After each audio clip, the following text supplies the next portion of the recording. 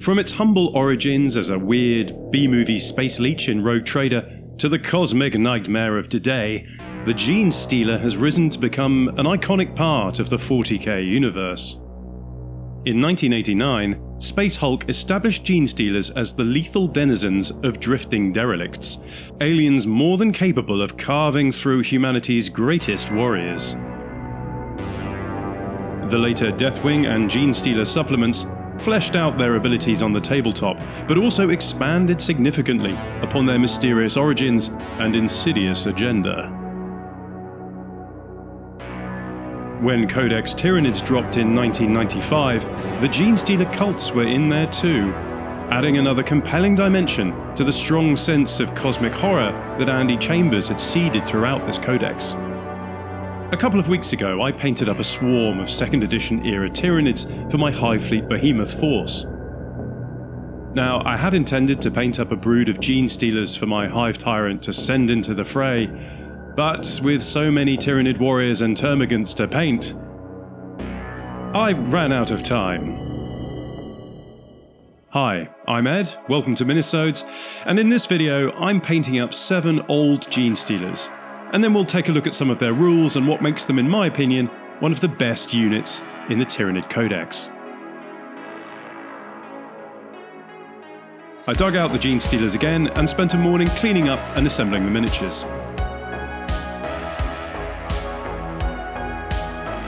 I then put a couple of dots of superglue on their bases and gave them all a good dunk in my basing mix. After a prime of Chaos Black, I was ready to paint the brood.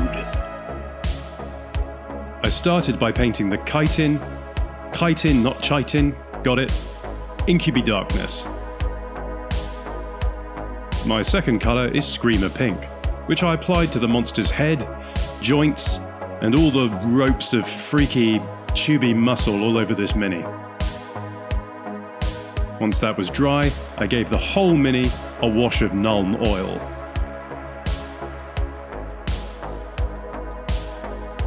After coffee to allow the wash to dry, I began edge highlighting the chitin.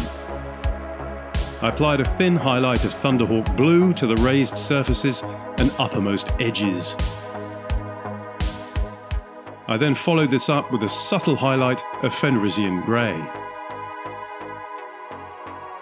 I then mixed up a small amount of white into my Screamer Pink and added a thin layer to all the raised squishy parts.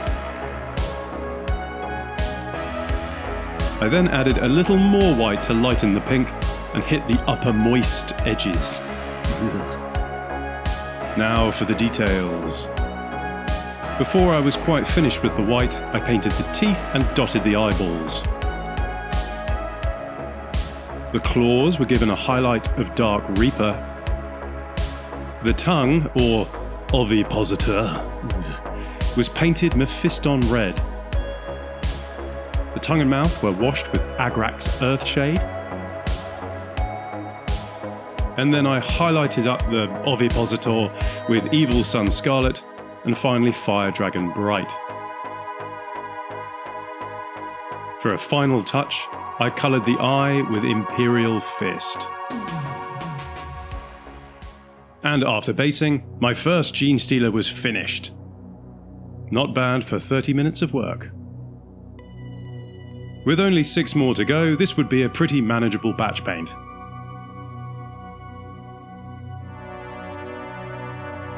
Two hours later, I had my brood.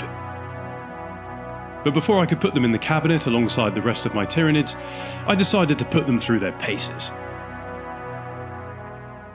Let's take a look at how the hive mind might deploy them against their enemies. Genestealers are fast.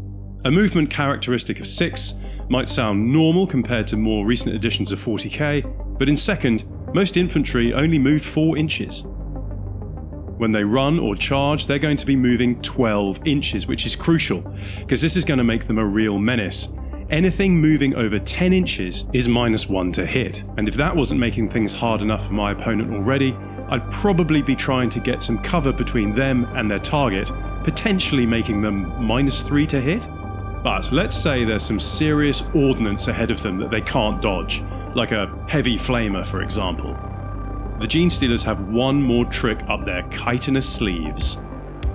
My Hive Tyrant has just successfully cast Catalyst on the Genestealer brood. Good. Now they take their saving throw of 5 up on 2d6, combining the result, kind of like how Terminators or Mega Armored Knobs do. The Terminators, firing all of their Storm Bolters and the Heavy Flamer, succeeded in killing just 2 Genestealers. Without Catalyst, this would have been a very different story. The Heavy Flamer alone would probably have killed at least 3 of them. But Catalyst doesn't just make Genestealers super hard to put down. Oh no, it makes them frenzied. Genestealers have a baseline of 4 attacks. Frenzy doubles it to 8. Let's have a look at this combat from the next turn. Genestealers have a strength of 6, so they'll be wounding Marines on 2s and conferring a -3 to their armor saves.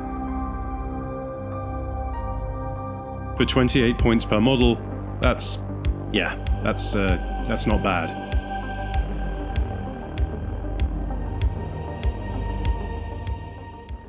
I hope you enjoyed this video, and if you want to see more of this sort of thing, click on the links which should be appearing on the screen about now. By all means subscribe, as I have new videos dropping every week or so. Thanks for watching, and happy hobbying.